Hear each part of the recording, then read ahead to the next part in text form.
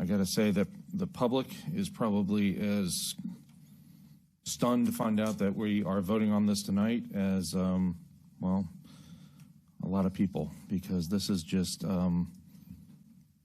while we have talked about this in the back room for years, it went public in February, I do believe, nothing. Some stuff was slipped on in May, and then here we are in July talking about probably the biggest project, or nearly the biggest project, if not the biggest project in the history of the county.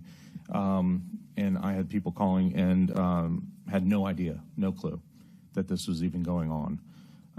I think that that is a failure on the county's part to engage the public and to let them know what is happening, because this affects them. We come and go. We're simply their representatives. Businesses come and go.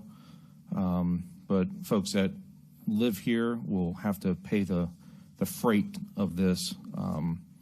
And we're seeing it just in the questions that come up. So let me start with my questions.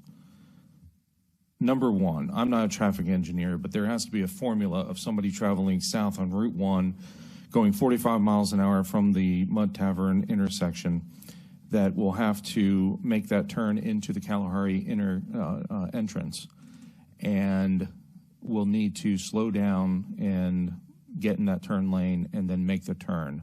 So 8 cars at a time, that's if everybody's sitting there. So if you have more than 8 cars, you're going to have traffic backup. So I went and just wondered, how big is 200 feet stacking lane? The one right out here at Courthouse Road to Old Courthouse Road is about 400. The one in Massaponax, the double turn lane going up to Target, you're up to, I think it's 800 feet. So I'm thinking to myself, where is a 200-foot lane? I mean, these things I thought were kind of small anyway.